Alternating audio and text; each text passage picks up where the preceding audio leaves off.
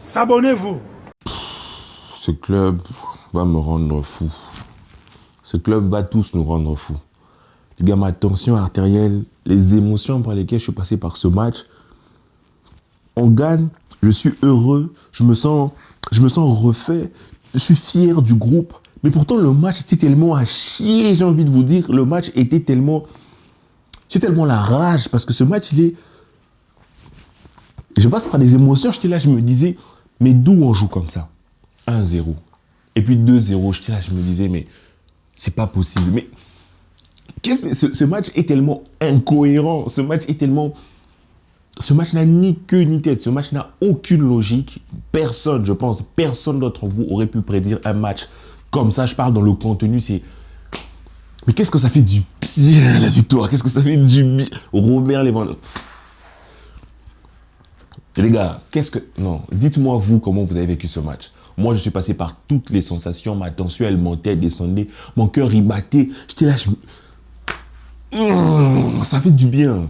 Ça fait du bien parce que cette victoire, elle va faire du bien au mental de l'équipe, elle va renforcer l'équipe, elle va affermir l'équipe dans l'idée de on peut y arriver, on peut le faire, on peut bousculer, on peut, j'ai envie de vous dire, on peut changer le cours des choses en fait. Mais quand tu regardes le contenu, j'ai envie de gifler Xavi en fait. Je me dis, mais qu'est-ce que tu as foutu?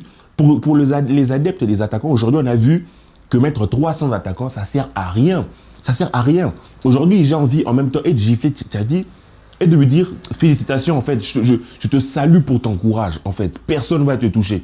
Pourquoi? Parce que déjà, le mec au niveau de la composition, moi quand j'ai vu la compo, je me suis dit compo tranquille, petite rotation, Alonso, Romeu et Ferran Torres. Et dans le match, on savait clairement que Celta de Vigo, leur coach a dit qu'on va défendre à 5. Ils ont défendu à 5 et nous on est tombé dans leur piège bêtement. Alonso d'ailleurs, il a fait sa mi-temps. Mais Romeu, défensivement, Romeu nous a sauvé de 2-3 occasions chaudes. Mais offensivement, il était tellement statique, il apportait rien. Il était, je veux dire, moi, j'ai trouvé super lent, super statique. Et quand Frenkie de Jong s'est blessé, il y a eu un flottement dans l'équipe. Défensivement, on est devenu tellement... je sais pas, on était en roue libre. On dirait, tu vois, quand tu es ivre, en fait, et que tu sais plus par où se trouve le chemin de ta maison, quoi. On était totalement en roue libre. On prend le 1-0 bêtement. On perd Frenkie de Jong blessé. J'espère qu'il n'a pas trop... C'est pas trop grave, on verra ça plus tard. Mais après, le match de nos ailiers, il était pauvre. Tout simplement parce qu'ils ont joué à 5. Eux, leur système était très clair. On se positionne à 5. Rafa Benitez a fait son taf. On attend le contre-attaque. On attend les contre-attaques, c'est qu'ils ont attendu. Ils ont eu leur contre-attaque. On est tombé dans leur piège bêtement parce que les transitions, elles se font très lentement. Il n'y a pas de mouvement entre les joueurs. Et on joue avec un vide dans le milieu de terrain avec Gundogan très proche de Lewandowski. Donc, ils sont tous collés à la ligne défensive. Et derrière, il y a qui? Il y avait Romeu et De Jong. Et au milieu, là, il y avait un creux. Aucun lien, en fait, entre... Personne venait se mettre juste devant la ligne des 5. Personne. Et je me disais, mais c'est quoi ça, en fait? Nous, c'est quoi ce système? C'est quoi cette manière de jouer? Et j'espérais surtout que quand le rentre dedans, mais le 1-0 nous a déjà achevé dans la tête. Et je me suis dit, en seconde période, on va faire des changements. Les changements de Xavi sont des changements remplis de courage, remplis d'ambition, mais tactiquement, what the fuck? C'est quoi ça? Parce que les changements de Xavi sont clairs. Quand il fait entrer Araujo, on passe directement en défense à 3. Et il prend Cancelo qui va faire entrer dans le milieu. On a vu carrément un double pivot entre Cancelo et Gavi. Devant, donc on a eu vraiment un milieu à 4. Je ne sais pas si vous avez remarqué. On a eu Cancelo, on a eu Gavi. Devant, on a eu Joao Félix et on a eu Gundogan. Et devant, qu'est-ce qui se passait? On se retrouvait avec Ferran Torres, Lewandowski et Lamine Yamal. Offensivement, vous vous rendez compte, on n'a aucun joueur à vocation défensive à part nos défenseurs. Aucun. Vous avez vu ce que ça crée? Des trous d'air immenses. J'étais là, je me disais, mais c'est le Barça, c'est une blague. Tactiquement, c'est ça que l'on propose. Tactiquement, c'est on se tue offensivement, sachant que eux, ce qu'ils attendent, c'est justement que l'on se donne à eux. Et eux derrière. Franchement, aujourd'hui, le Celta de Vigo, on gagne 3-2. Mais c'est surtout eux qui n'ont pas réussi à gagner plus. Parce que la quantité de contre-attaques qu'ils ont eu en seconde période, la quantité d'opportunités débiles qu'on leur a donné en seconde période, mais c'est incroyable. C'est incroyable. Moi, j'ai pété un câble. J'étais là, je me disais, mais... Et alors, quand le 2-0 rentre, je me suis dit, logique. Et dans ma tête, je faisais des comparaisons entre les matchs que l'on a vus, des précédents les précédentes fois. Et ce match, je me disais, mais qu'est-ce qu'ils ont mangé? Je sais pas, c'est pas physique du tout. C'est tactique. Et déjà tactiquement, depuis le début du match, en seconde période, c'est que l'on propose. Franchement, aujourd'hui, si on gagne ce match, on le gagne au forceps. On le gagne parce qu'on a montré, j'ai envie de dire, de la détermination, de l'envie jusqu'au bout, mais de l'envie désorganisée. Parce que c'est que moi j'ai vu de ce match, dans le contenu, c'était un désordre, un tohu-bohu. Il n'y avait absolument rien. C'était... Je ne sais pas si j'ai déjà vu un match du Barça aussi désordonné tactiquement. Je comprenais, à la fin du match, je ne comprenais rien. Yamin, Rafinha qui se marchent dessus, on ne sait pas qu'est-ce qu'ils foutent. Notre milieu de terrain, on ne sait pas qu'est-ce qu'il fout. Il n'y avait même plus de défense. C'était le match de Koundé. Je ne sais pas, vous avez trouvé qu'il a fait un bon match. Koundé, des absences énormes. Cancelo ne fait pas les replis par moment. Et... Non. En fait, j'y crois pas. Je ne crois pas qu'on ait réussi à gagner ce match, en fait. J'ai envie de vous dire que je suis en même temps fier de ces mecs parce qu'il y a des matchs que l'on gagnera comme ça. Collectivement, on ressemblera à rien. Collectivement, on ressemblera vraiment à rien, à du vide, au vide intersidéral. Mais on aura des individualités qui vont faire des choses. La superbe passe de Joao Félix pour le but de Lewandowski, magnifique. Et le second but de Lewandowski sur la belle remise de Cancelo, magnifique. Et le but de Cancelo, franchement, aujourd'hui, je suis content parce que peut-être l'ancien Barça, dans cette situation, on aurait galéré parce qu'on n'a pas les individualités pour changer la chose. Mais aujourd'hui, quelques individualités se sont soulevées pour changer la donne. Mais franchement, le match que j'ai vu, il était horrible. J'espère ne plus jamais voir un match comme ça. C'était... Je ne comprends même pas ce qui s'est passé. J'ai l'impression que c'est un bug dans la matrice, en fait. Il y a un problème. C'est comme un bug logiciel et puis ta machine ouvre des applis toute seule et c'est n'importe quoi. Je me suis dit, mais le plan de Xavi, c'est mettre full des attaquants, mettre full des joueurs offensifs, mettre full des... Donc, on y va comme ça.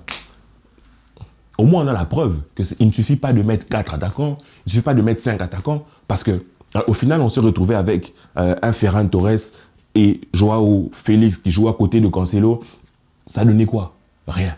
Je suis vraiment mitigé entre la joie de la victoire, l'émotion, parce que là, en fait, je sors tout juste du match, hein, entre les palpitations de la victoire et le contenu qui était moribond, j'ai envie de vous dire. Franchement, c'est un match à oublier, c'est un match à supprimer, c'est un match à... Il faut jeter la carte mère, c'est pas possible ce match. Mais la victoire, qu'est-ce qu'elle fait du bien? Qu'est-ce qu'elle fait du bien à Lewandowski? Parce que Lewandowski, il met deux buts salvateurs. Et même dans son mental, ça va lui faire du bien. Mais les gars, il faudra se poser, il faudra bien dormir, boire beaucoup d'eau et revoir ça. Revoir notre manière de jouer face à un bloc bas. En fait, ça te prouve en fait, qu'on a des points d'amélioration, on a des choses à faire. Xavi a du travail. C'est bien, on a mis 5-0, mais le travail n'est pas fini. Il faut que l'on apprenne, qu'on réapprenne à jouer contre les blocs bas. Mais j'ai envie de vous dire que tout le monde, depuis que le Barça marche sur l'Europe, en fait, la plupart des équipes vont jouer en bloc bas. Les équipes qui se connaissent comme étant, qui se savent comme étant inférieures, elles vont jouer en bloc bas, ça se sait. Tu vois? Et nous, de notre côté, ce qu'on est censé faire, c'est s'adapter à ça. C'est pas toutes les équipes que l'on pourra étrier en deux comme on l'a fait avec Antwerp ou comme on l'a fait avec Betis. Ça peut arriver. Mais quand on a une équipe aussi bien organisée tactiquement et quand nous, en face, on est super lent dans nos transitions, on fait pas de doublement, on occupe très mal l'espace, vraiment, on joue en se regardant, on ne fait absolument rien, on ne propose rien. Celta de Vigo n'a fait que coulisser. Hein.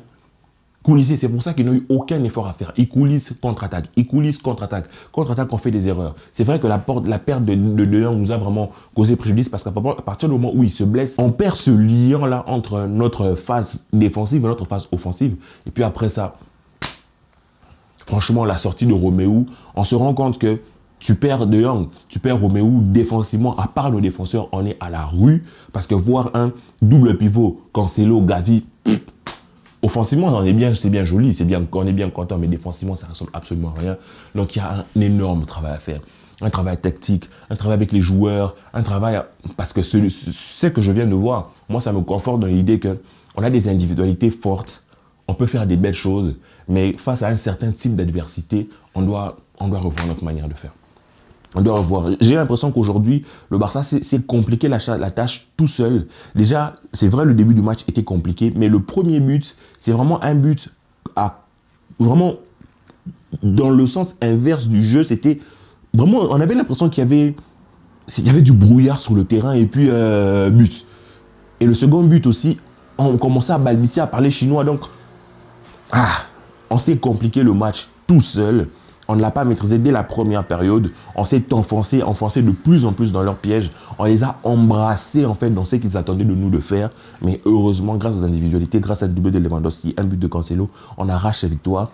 C'est une victoire au forceps. C'est une victoire de bonhomme. Une victoire d'homme. Ça me fait plaisir. Je suis super content du résultat, super content de la victoire de la fin, super content de la joie de Cancelo, super content du plaisir que ça nous procure, nous, en tant que fans. Mais le contenu, qu'est-ce qu'il était pourri. Franchement, je ne veux plus le voir. Xavi, s'il te plaît, plus de ça. Plus de ça. Que la paix soit avec vous, les amis. Peace.